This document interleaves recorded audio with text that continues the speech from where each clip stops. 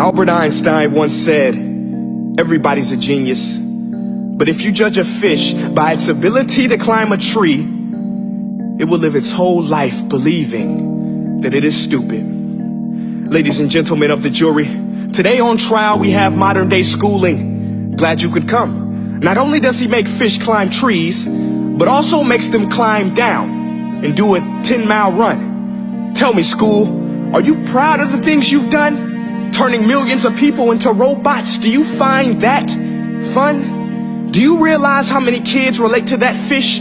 Swimming upstream in class, never finding their gifts, thinking they are stupid, believing they are useless? Well, the time has come, no more excuses. I call school to the stand and accuse him of killing creativity, individuality, and being intellectually abusive. He's an ancient institution that has outlived his usage. So, Your Honor, this concludes my opening statement, and if I may present the evidence of my case, I will prove it. Proceed. Exhibit A. Here's a modern day phone. Recognize it? Here's a phone from 150 years ago. Big difference, right? Stay with me. Here's a car from today, and here's a car from 150 years ago. Big difference, right? Well, get this. Here's a classroom of today, and here's a class we used 150 years ago. Now ain't that a shame? In literally more than a century, nothing has changed. Yet you claim to prepare students for the future? But with evidence like that, I must ask, do you prepare students for the future or the past?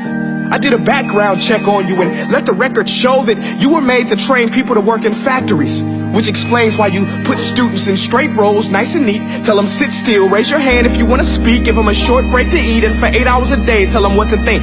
Oh, and make them compete to get an A letter which determines product quality, hence grade A of meat. I get it. Back then, times were different. We all have a past. I myself am no Gandhi. But today, we don't need to make robot zombies. The world has progressed. And now we need people who think creatively, innovatively, critically, independently, with the ability to connect. See, every scientist will tell you that no two brains are the same. And every parent with 2 or more children will confirm that claim. So please explain why you treat students like cookie cutter frames or snapback hats, giving them this one-size-fits-all crap. Watch your language. Sorry, Your Honor, but if a doctor prescribed the exact same medicine to all of his patients, the results will be tragic. So many people will get sick, yet when it comes to school, this is exactly what happens. This educational malpractice, where one teacher stands in front of 20 kids, each one having different strengths, different needs, different gifts, different dreams, and you teach the same thing the same way? That's horrific. Ladies and gentlemen, the defendant should not be acquitted. This may be one of the worst criminal offenses ever to be committed. And let's mention the way you treat your employees. Objection. Overruled. I want to hear this. It's a shame. I mean, teachers have the most important job on the planet, yet they're underpaid? No wonder so many students are short-changed. Let's be honest. Teachers should earn just as much as doctors, because a doctor can do heart surgery and save the life of a kid.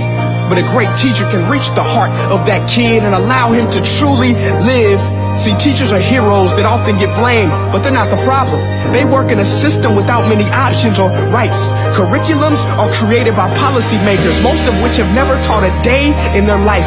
Just obsessed with standardized tests. They think bubbling in a multiple choice question will determine success. That's outlandish. In fact, these tests are too cruel to be used and should be abandoned, but don't take my word for it.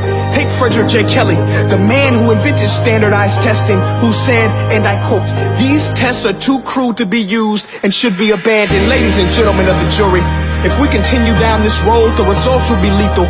I don't have much faith in school, but I do have faith in people. And if we can customize healthcare, cars, and Facebook pages, then it is our duty to do the same for education, to upgrade it, change it, do away with school spirit, because that's useless. Unless we're working to bring the spirit out of each and every student, that should be our task.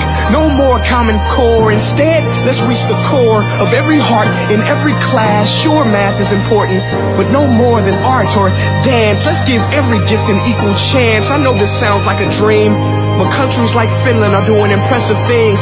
They have shorter school days. Teachers make a decent wage. Homework is non-existent, and they focus on collaboration instead of competition. But here's the kicker, boys and girls. Their educational system outperforms every other country in the world. Other places like Singapore are succeeding rapidly. Schools like Montessori, programs like Khan Academy, there is no single solution. But let's get moving, because while students may be 20% of our population, they are 100% of our future. So let's attend to their dreams, and there's no telling what we can achieve. This is a world in which I believe, a world where fish are no longer forced to climb trees. I'll rest my case.